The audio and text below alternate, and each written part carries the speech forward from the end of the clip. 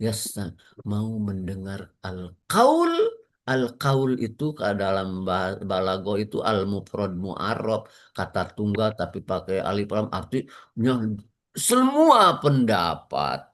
Dengarkan saja, kata Ibnu Abbas, mahasuna wa ma qabuha minal aqwal, pendapat yang baik, yang kurang baik, yang jelek, dengarkan saja, katanya. Kemudian lakukan analisis, wayattabi'una, kemudian mengikuti terbaik, ahsanah terbaik. Jadi ada proses analisis, membuka diri untuk mendengarkan. Itu yang sangat ditekankan oleh Al-Quran. Akhirnya Al-Quran luar biasa. Predikat orang yang begitu itu Al-Quran. Ulaikallazina hadahumullah. Itulah orang-orang yang mendapat bimbingan dari Allah. Begitu orang yang mendapat bimbingan dari Allah. Wa ulaikahum ulul albab. Dan mereka itulah yang disebut ulul albab itu. Kalau kita dakwah saja berebut kebenaran sampai terjadi tanazu, sepertinya tidak jelas apa yang dibelanya, ya.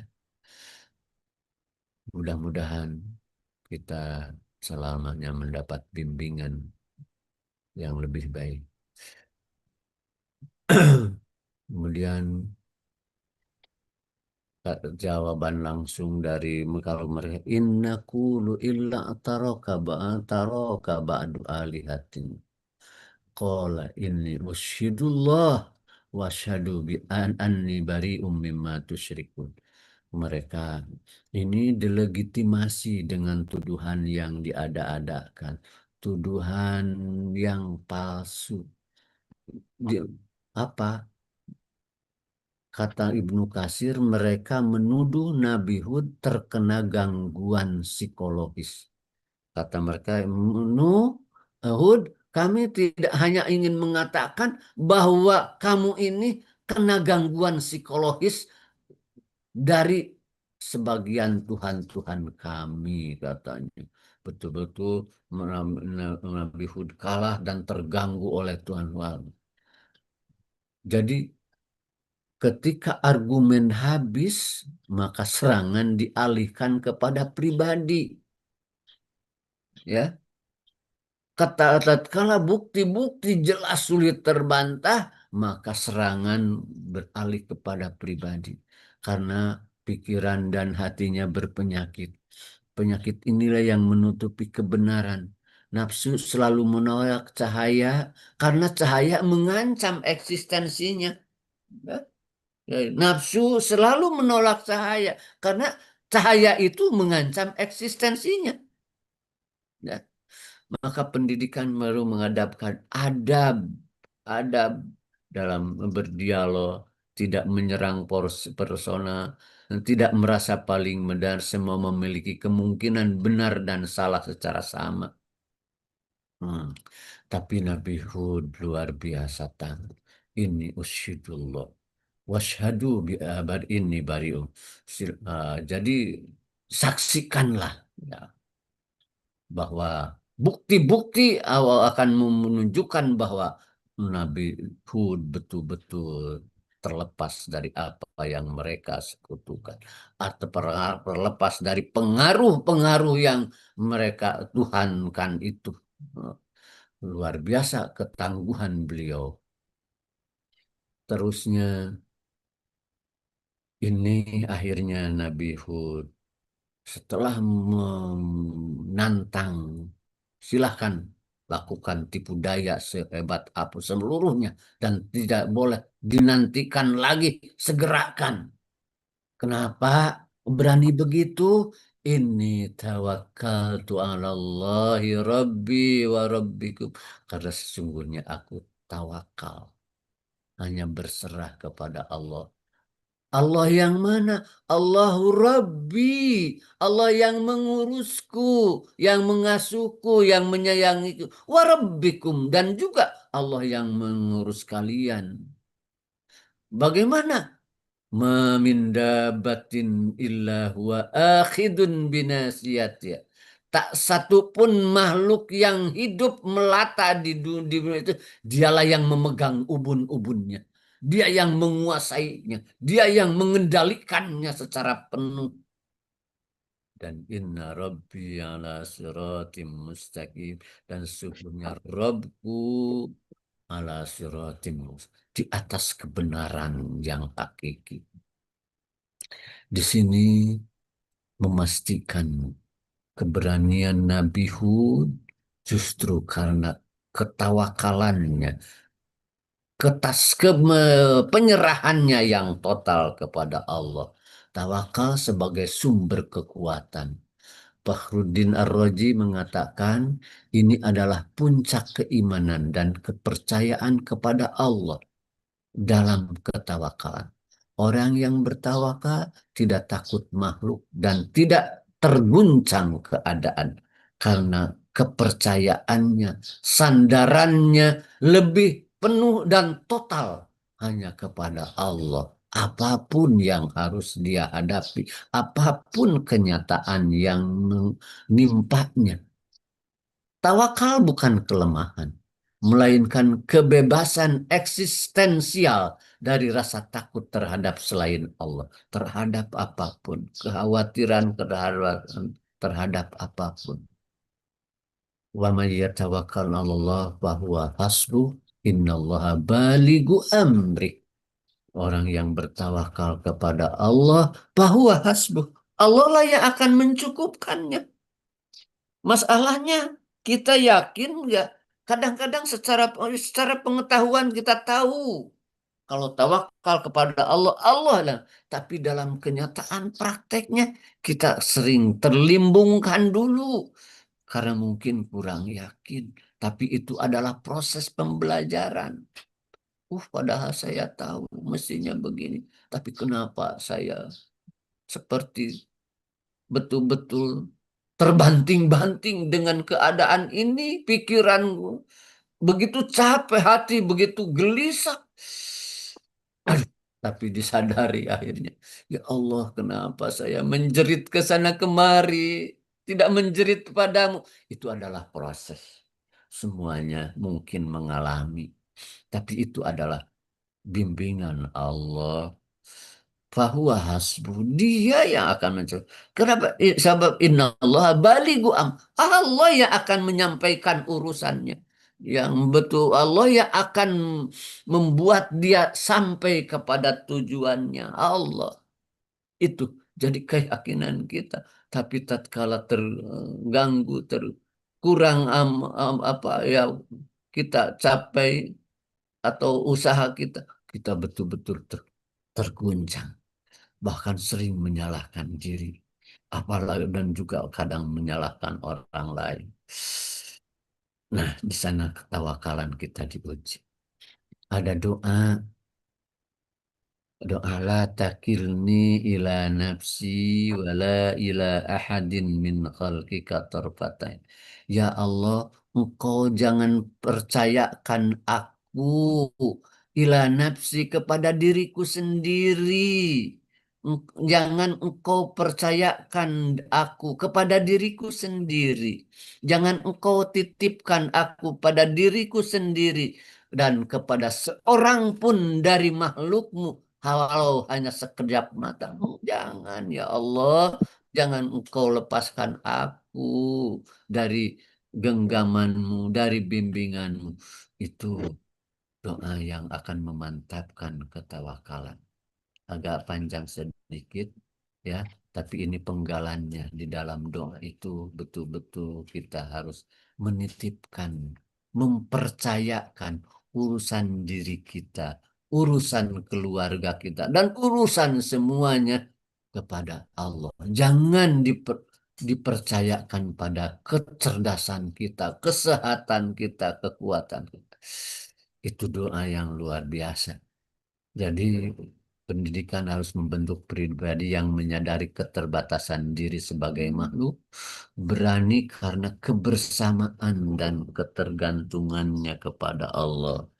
Kita kuat, berani bukan karena kita hebat dan cerdas, tapi kita merasa ada keterarahan dan ketergantungan kepada Allah. Di sana kita harus lebih berani. Banyak contoh, ada contoh sedikit. Tatkala orang-orang Muslim ditakuti, ya beda-beda riwayatnya, penjelasannya, tapi ayatnya sama.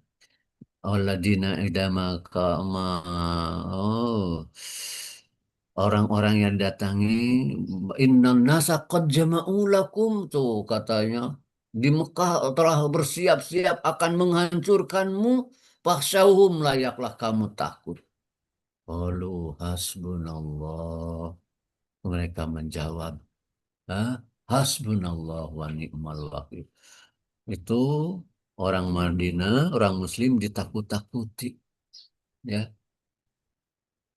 bahwa Mekah sedang mempersiapkan tentara yang luar biasa. Tapi apa yang terjadi setelah ditakut-takuti, kata orang serempak orang Muslim, qalu hasbunallah. Kami cukup dengan Allah wa ni'mal wakil. Akhirnya berangkatlah ke perang itu, ya. Ternyata itu hanya tipe pedaya mereka orang musyrik untuk menakut-nakuti orang Muslim supaya tidak berangkat perang karena mereka merasa takut. Akhirnya tidak bertemu musuh, malah jadi arena dagang yang luar biasa. Akhirnya mereka fanqalabu binikmatin minallah.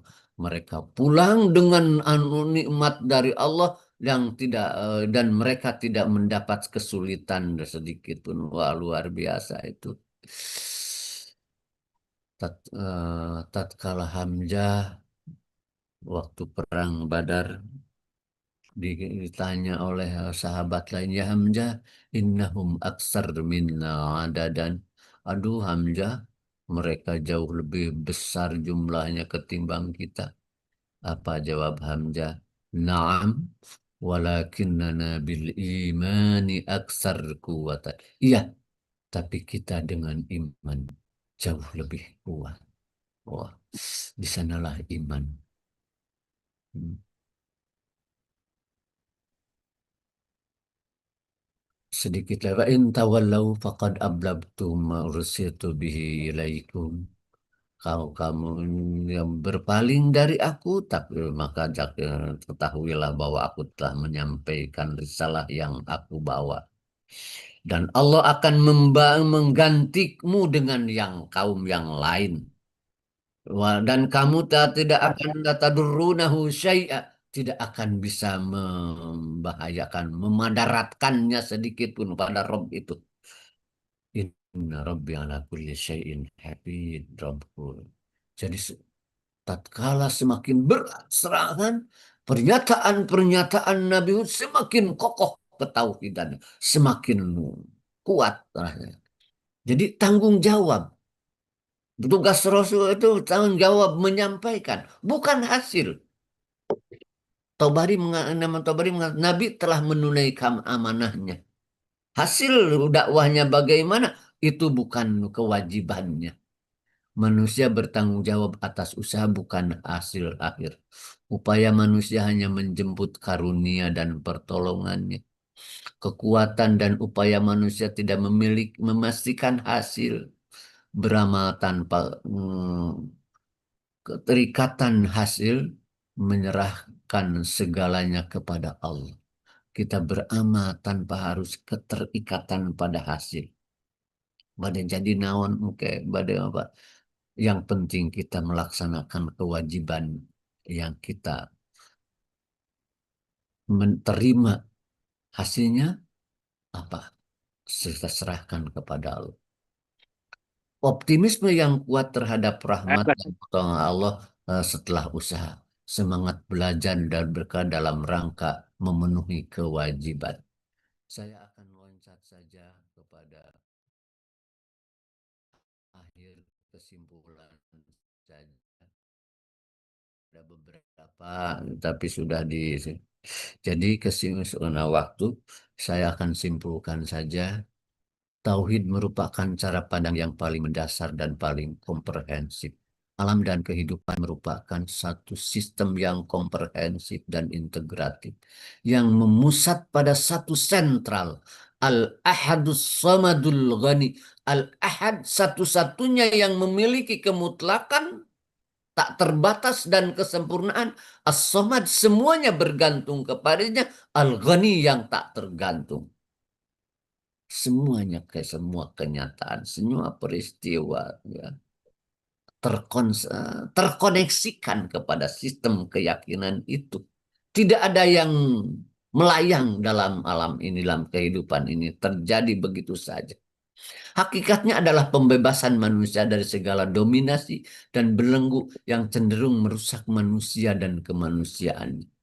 Pembelaan atau penyelamatannya melebihi penyelamatan aspek fisik.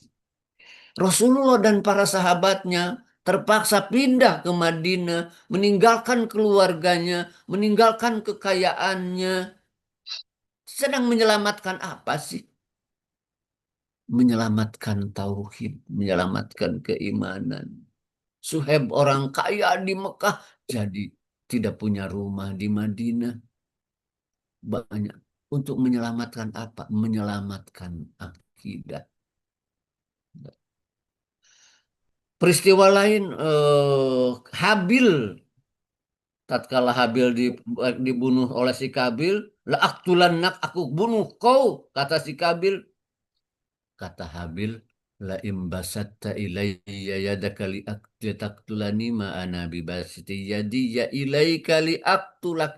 Kang, kalau engkau menggerakkan tangan akan membunuhmu, aku tidak akan menggerakkan tangan untuk membunuhmu. Apa artinya Habil tidak melawan? Habil melawan, menggerakkan tangannya, tapi diselamatkan akidahnya. Aku tidak akan menggerakkan tangan untuk membunuh. Tidak ada niat untuk membunuh. Nah, menyelamatkan keyakinannya. Sehingga walaupun dia kalah secara fisik, dia selamat. Karena dia melawan, tidak ada niat untuk membunuh. Sebab mempertahankan diri itu wajib. Jadi penyelamatan akidah betul-betul menjadi prioritas. Kebenaran yang sangat jelas dengan bukti-bukti kuat tidak akan masuk hati selama hati dikeruhi dengan penyakit seperti gengsi, angkuh, hasad, dan benci. Kalau ingat itu Abu Thalib sedikit saja tidak masuk Islam. Padahal dalam ini justru dari syairnya kita menyadari cuma karena gengsi hidayah tidak masuk, tidak Allah berikan. Alimtu anna dina Muhammadin khairil adyani alal ardi dina. Kata Abu Thalib. Saya yakin bahwa agama Muhammad itu sebaik agama terbaik di dunia ini. Laulal malamata au hidari subbatan. Kalau aku tidak khawatir jadi jelek, jadi celaan, engkau akan lihat aku menjalankan agamanya secara terang-terangan. Wah, itu cuma karena gengsi. Ya, kebenaran itu, karena itu harus ada penataan dulu situasi psikologisnya, ketauhidan seyogianya menjadi tujuan semua pembelajaran. Maka apa penataan situasi psikologis ya itu membersihkan hati dari hal yang dalam pembelajaran menjadi bagian penting. Mohon maaf karena kurang lebihnya seperti itu yang bisa saya sampaikan. Mudah-mudahan ada manfaatnya bagi kita semua. Hadani Allah wa iyyakum ajma'in wa rahimakumullah. Wassalamualaikum warahmatullahi wabarakatuh. Waalaikumsalam warahmatullahi wabarakatuh. Mengapa? Alhamdulillah. Nuhun Pak Kiai, nuhun. Sami-sami Prof. Tentunya Pak Kiai, terima kasih atas pemateriannya yang luar biasa. Intinya tauhid ini harus betul-betul menjadi inti dari aktivitas kita semua, mengapresiasi kebesaran Allah Subhanahu wa taala. Kita mulai dengan niat bismillah, insyaallah segala aktivitas kita menjadi aktivitas yang bernilai, begitu ya, aktivitas yang penuh dengan ketauhidan kepada Allah Subhanahu wa taala. Baik Bapak-bapak, Ibu-ibu, barangkali ada yang ingin menambahkan atau bertanya, silakan. Mangga. 5 menit lah insya Allah. Barangkali Prof. Udin, mangga Prof. Udin. Menambahkan sebelum upacara. Oh, Prof. Udin, upacara enggak? Barangkali Prof. Karim, enggak. Tekap di abdi mah Pak Cucu. Alhamdulillah nuhun Prof, nuhun. Atur nuhun Prof. Tapi apa ya eta kataji tadi anu nyungseunan perang siga Trump nyungseunan Iran eta. Hmm. Nuhun.